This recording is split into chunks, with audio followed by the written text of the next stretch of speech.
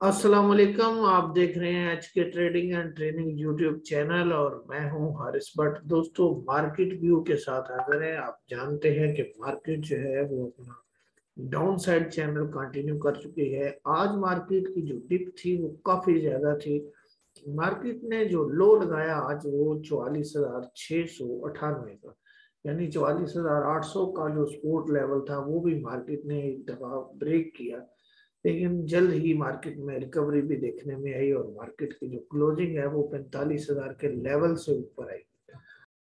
जैसे कि आजकल जो चीजें चल रही हैं वो यही बताती हैं कि इंडेक्स जिस चीज को जहां तक ड्रिल करता है वहां तक उसकी क्लोजिंग भी आ जाती है। तो एन मुमकिन है कि 45,000 की जो क्लोजिंग है ये थोड़ी सी रिकवरी शो करे, लेकिन इंडेक्स जो है वो उससे ज्यादा डिप ले जाए। बेरिश क्रॉस जनरेट हो चुका है। वॉल्यूम देखें तो आज जब मार्केट रिकवर हुई तो उस वक्त वॉल्यूम जो है वाइंग साइड पे ज्यादा था। इसको हम थोड़ा सा शॉर्ट टाइम फ्रेम पे आवरली बेसिस पे देखते हैं कि मार्केट की रिकवरी में वॉल्यूम कहाँ पे आया। ये आवरली बेसिस पे आपने देखा कि आखिरी 2 घंटों में जो है वो दो ग्रीन कैंडल्स बनी अच्छी खासी, और इंडेक्स में थोड़ी सी रिवर्सल का बायस बनी, जिनमें वॉल्यूम भी ऑलमोस्ट जो है वो ठीक था। तो ये चीजें जो है वो 45,000 से ऊपर की क्लोजिंग का बायस बनी। लेकिन शुरू का जो पैनिक था जो कल से शुरू हुआ था उसने मार्केट को अच्छा खासा नीचे ड्रैग किया है, और जो सपोर्ट लेवल्स थे वो बुरी तरह टूटते हुए दिन में देखे गए। इसमें यही कहा जाएगा कि इंटरनेशनल सिचुएशन जो है वो भी, और जो मकामी चहमगोइयाँ हो रही हैं लो कॉन्फिडेंस की, वो चीज़ें, और बाकी जो मामलात हैं वो ब्रोकर्स के और जो रियल स्टेट के मामलात हैं, यानी वो हमारे ब्रोकर्स हजरात जो साथ में रियल स्टेट का काम भी करते हैं, इनमें कुछ मामलात चल रहे हैं गवर्नमेंट के साथ सीजीटी के हवाले से। आप जानते हैं कि ब्रोकर्स के पास अपने उनके म्यूचुअल फंड्स भी हैं और म्यूचुअल फंड में लोग उनके इन्वेस्ट भी करते हैं। वो पैसा भी इन्हीं के पास होता है और इन्हीं की कंसेंट से मार्केट के अंदर इन्वेस्ट होता है। तो अगर इनको रियल एस्टेट के एंड से कोई प्रॉब्लम हो या मार्केट के एंड से प्रॉब्लम हो तो उस वक्त हमें म्यूचुअल फंड में सेलिंग नजर आती है। म्यूचुअल फंड में किसी किस्म का अग्रेशन नजर नहीं आता मार्केट के अंदर। तो आजकल भी वैसी सिचुएशन चल रही है कि एफबीआर और उनके दरमियान मामला कुछ सेटल नहीं हो पा रहे, जिसकी वजह से जो रियल स्टेट वाला इशू है इनका गवर्नमेंट के साथ वो मार्केट पे भी अच्छा खासा असरअंदाज होता हुआ नजर आ रहा है। कुछ प्रोजेक्ट्स में तो ये लोग जो है वो छोड़ के भी बाहर आ चुके हैं कुछ इतलात के मुताबिक। तो अब ये जो चीजें ऐसी होती हैं वो इनको इन्वेस्टमेंट से रोकती हैं, फिर ये म्यूचुअल फंड में काम खुद भी नहीं करते और लोगों को जो है वो सेफ साइड करने का मशवरा देते हैं, जिससे म्यूचुअल फंड की जो एक्टिविटी है वो मार्केट के अंदर काफी कम नजर आती है। गुज़िश्ता कुछ महीनों से यही सीन चल रहा है। लेकिन यहाँ एक क्वेश्चन बहुत बड़ा उठता है कि इंडेक्स जो है वो भले एक खास रेंज बाउंड एरिया में है लेकिन प्राइसेस बहुत डिस्काउंट हो चुकी हैं। आम इंडिविजुअल बुरी तरह मार्केट के अंदर फंस चुका है, लेकिन गवर्नमेंट के एंड से कहीं भी किसी किस्म का कोई एक सिंगल सेंटेंस भी सुनने को नहीं मिल रहा मार्केट के बारे में कि मार्केट किसके हवाले है, मार्केट में क्या हो रहा है, आने वाले वक्तों में मार्केट क्या कर सकती है। पहले कुछ एनालिस्ट जो आजकल कुछ ऑफिशियल पोस्ट पे हैं वो ऑफ एंड ऑन मार्केट के बारे में कुछ ना कुछ आरा अपनी शेयर कर दिया करते थे, लेकिन आजकल बिल्कुल गवर्नमेंट के एंड से किसी किस्म की कोई राय, कोई बात जो है मार्केट के हवाले से सामने नहीं आ रही। ये भी एक बहुत बड़ा क्वेश्चन मार्क है। लेकिन बैक एंड पे जो चीजें हैं वो बहुत डिफरेंट सी लग रही हैं। दूसरी बात जो मैं कर रहा था वो ये है कि किसी बड़े हाउस में, यानी बड़ी वो जो पाकिस्तान के ताकत के लिहाज से उस चीज की बात कर रहा हूँ, कोई बड़ी तब्दीली जो है इस साल आने वाली है, कहीं उसके डिसीजन की वजह से ही ये चीजें प्रोलॉन्ग तो नहीं हो रही। मेरा कहने का मकसद ये है कि 2019 वाला सीन तो नहीं कहीं रिपीट हो रहा कि इकोनॉमिक इंडिकेटर भी ठीक, पॉलिटिकल नाइस भी थम जाए, फिर भी मार्केट इसी तरह ही रहे, तो अचानक एक अनाउंसमेंट हो चाहे वो एक्सटेंशन की हो या न्यू अपॉइंटमेंट की हो, तो फिर यकदम मार्केट के अंदर जान आ जाए। अगर ये सिनेरियो है तो फिर इसके लिए तो हमें लंबा इंतजार भी करना पड़ सकता है।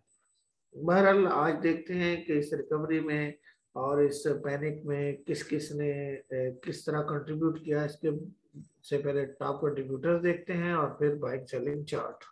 रिकवरी में जो चीजें नजर आ रही हैं वो हमारी गैस, एमटीएल, मिजान बैंक, यूबीएल, पोल, एचसीएल, बीएफएल, कोहार्ट सीमेंट वगैरह जो है इन्होंने कुछ जोर लगाया है। 18 पॉइंट, 17 पॉइंट, 14, 14 पॉइंट, 9, 7 पॉइंट इस तरह करके।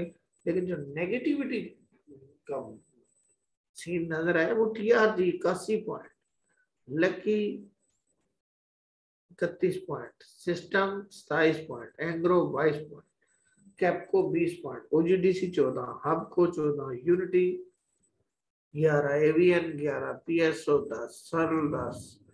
ये चीजें जो यहाँ पे टीआरजी नजर आ रहा है ना, ये मैं अभी आज टीआरजी और टैली के बारे में भी कुछ बताऊंगा आपको कि ये ग्रुप क्या करना चाह रहा है। गुज़िश्ता 3-4 माह से मार्केट इनके पास है और मार्केट को जिस तरह चाहते हैं ये मूव करवाते हैं। अब इनकी जो एफिलिएशन है वो भी आपको पता है कहाँ कहाँ है, किस तरह से है। तो ये है जो है वो किसी स्ट्रॉन्ग सिग्नल के बगैर मेरा ख्याल मार्केट में अग्रेसिवली वापस आने का इरादा भी नहीं रखते। ऐसी सूरत में ये मार्केट के साथ आने वाले वक्तों में क्या करेंगे, ये मैं बाइंग सेलिंग चार्ट देख के आपको बताता हूँ। ये आज का बाइंग सेलिंग चार्ट है। बैंक्स जो है उन्होंने अग्रेसिवली बाइंग किया, $1.22 मिलियन की, जिस तरह वो चल रहे हैं।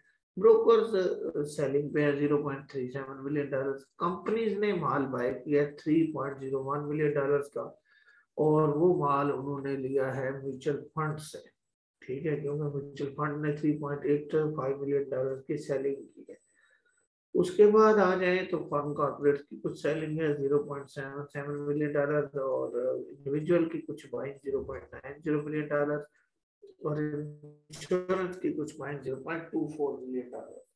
बाकी नॉमिनल सी बाइंग सेलिंग है। अच्छा, ये जो म्यूचुअल फंड्स का माल है ये कंपनीज ने अगर लिया है तो कंपनीज किन की है, ये भी एक बहुत बड़ा क्वेश्चन मार्क है। तो म्यूचुअल फंड्स को इतनी जो है वो परेशानी किस चीज की है, वो मैंने आपको बताया कि उनका सीजीटी का मसला है। ये 2-4 मीटिंग्स होंगी, बैठेंगे, कुछ गिव एंड टेक होगा, फिर दरमियान का कोई रास्ता निकलेगा। तो तब तक मेरा ख्याल है म्यूचुअल फंड वाला सिनेरियो तो इसी तरह ही रहेगा। लेकिन बात हम अभी टीआरजी को डिस्कस करते हैं, फिर टीआरजी के बारे में और टीआरजी के अलावा टैली को भी डिस्कस करते हैं कि इन दोनों स्क्रिप्ट में जो चीजें आगे आने वाले वक्तों में पेश आ सकती हैं वो क्या है, और इस इतने हैवी वेटेज स्क्रिप्ट को इतना बुरी तरह मारना और फिर मार्केट के अंदर इतना बुरा पैनिक क्रिएट करना और अपने सारे स्क्रिप्ट डाउन करना और फिर नीचे से आहिस्ता आहिस्ता दूसरों का रिकवर करना, ये मार्केट के अंदर चल क्या रहा है। यहाँ गवर्नमेंट के किसी न किसी ऑफिशियल को बोलना चाहिए जो मार्केट में काम करते हैं, भले वो कुछ अरसे के लिए जो है वो उधार की सीट पे चले गए हैं, लेकिन कुछ ना कुछ पॉइंट ऑफ व्यू मार्केट के हवाले से उनका आना चाहिए। तो देखते हैं टीआरजी, इसको डिस्कस करते हैं और फिर बाकी। आज ये टीआरजी की गैप डाउन ओपनिंग है और उसके बाद लोअर लॉक पे टीआरजी जो है वो आप देख रहे हैं कि उसके बाद थोड़ी सी उसमें रिकवरी आती है अपसाइड पे। तो ये जो सीन है, तो ये टीआरजी के बारे में कोई नेगेटिव न्यूज है, आईबेक्स की अर्निंग कम हो गई है, या जिस ग्रुप ने इसको खरीदना था वो खरीद नहीं सका, या जो डायरेक्टर उनके सेल करना चाहते थे वो सेल नहीं कर पाए, क्या मामलात हैं इसके अंदर।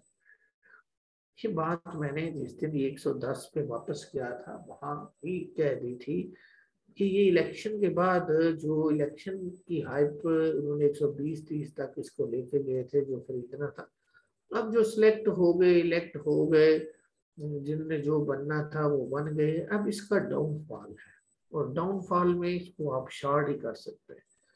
अब देखें, एक पैनिक आया शॉर्ट में, उसके बाद साइडवेज, फिर उसके बाद ये अगर ये 64 रुपये ब्रेक कर जाता है, मैं आपको बता दूं, या 64 तक चला जाता है, तो शायद फिर बड़े अरसे बाद ही ये 64 तक वापस आए, क्योंकि ये जो है वो जिस जोन में जा रहा है, शायद ये कुछ और प्लानिंग कर रहे हैं या किसी और मूड में है ये स्क्रिप्ट। इतना हैवी वेटेज स्क्रिप्ट इतने हैवी ग्रुप के पास, और फिर उस ग्रुप के तमाम स्क्रिप्ट्स का इस तरह नीचे आना, ये आज से नहीं हो रहा। ये आप 2 से 3 माह मार्केट को अगर देखें तो ये मार्केट के साथ ऐसा ही हो रहा है। ये मार्केट जो है वो बिल्कुल एक खास ग्रुप के रहमो करम पे है, और कोई बंदा इसमें एक सिंगल सेंटेंस बोलने को भी राजी नहीं है। तो ये चीजें जो है ना, वो है तो बहुत कुछ, क्या क्या कहें, हमारे ऊपर भी कुछ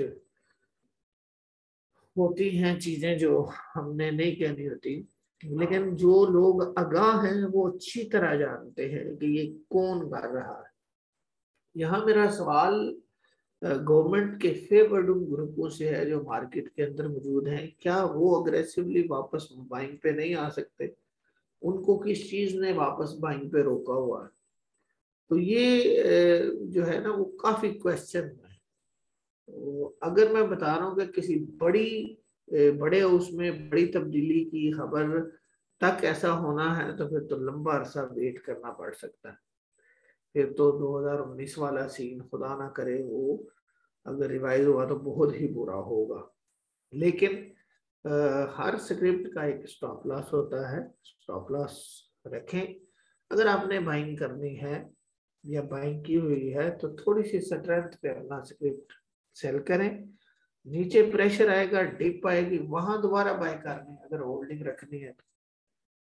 शॉर्ट सेलर की मोचे हैं इसमें, वो आराम से दिहाड़ी लगा सकते हैं।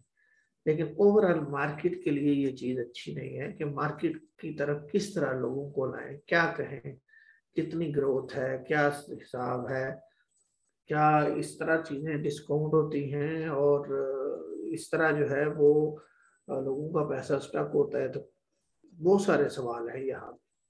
दूसरा स्क्रिप्ट हम देखते हैं जी, टेलीकार्ड। टेलीकार्ड की पोजीशन भी ऑलमोस्ट सेम ही है, गैप डाउन ओपनिंग और फिर लोएस्ट पोजीशन पे। तो ये जिस वक्त इसने 17 रुपए तोड़े थे तो 16 रुपए 90 पैसे स्टॉप लॉस था। मैंने दोस्तों को, अगर आप 16.90 से ऊपर देखें तो 17.10 से लेकर 18 तक प्रॉफिट टेकिंग कराई, अगर 18 सस्टेन कर गए तो 18.70 तक प्रॉफिट टेकिंग करवाई। कई दफा दोस्तों ने इस जोन में इसमें से अर्निंग की है, और 16 रुपए 90 पैसे लास्ट हमारा स्टॉप लॉस था। उसके बाद हमने इसको छोड़ दिया हुआ है। और इसमें एक पैनिक आर्टिफिशियल इस तरह से है कि जेम बोर्ड पे इसका आईपीओ आ रहा है, और वो जेम बोर्ड पे आम ट्रेडर को फायदा नहीं होगा, वो डिटेल में बता चुका हूँ। लेकिन जिस दिन आईपीओ आएगा वो सारा पैसा इसको मिलेगा, इसके पे आउट्स, इसके फाइनेंशियल बेहतर होंगे, इसके जो लोनिंग के मामला हैं वो भी सेटल होंगे। लेकिन तब तक मार्केट का एक सेंटिमेंट बनना चाहिए कि मार्केट अब टेक ऑफ करने वाली है, जो कि नहीं बनने दिया जा रहा। ठीक है, तो कुछ चीजें इसमें पॉलिटिकल हैं, कुछ फाइनेंशियल हैं, और कुछ जो है वो किसी बड़ी चेंज का, बड़ी स्टिक वाली तब्दीली का जो है वो शायद इंतजार कर रही हैं कि उस इशारे को देख के तो फिर आगे जो है वो फैसले किए जाए। बहरहाल कुछ बातें इशारों में, कुछ किनारों में, कुछ डायरेक्ट जिस हद तक पॉसिबल था अब तक बातें पहुंचाने की कोशिश की है। बाकी आप अपनी बाइंग सेलिंग जो है वो अपने फंडामेंटल टेक्निकल्स को देख के कीजिएगा। मिलता हूँ किसी और वीडियो में, इजाजत दीजिए, अल्लाह हाफिज।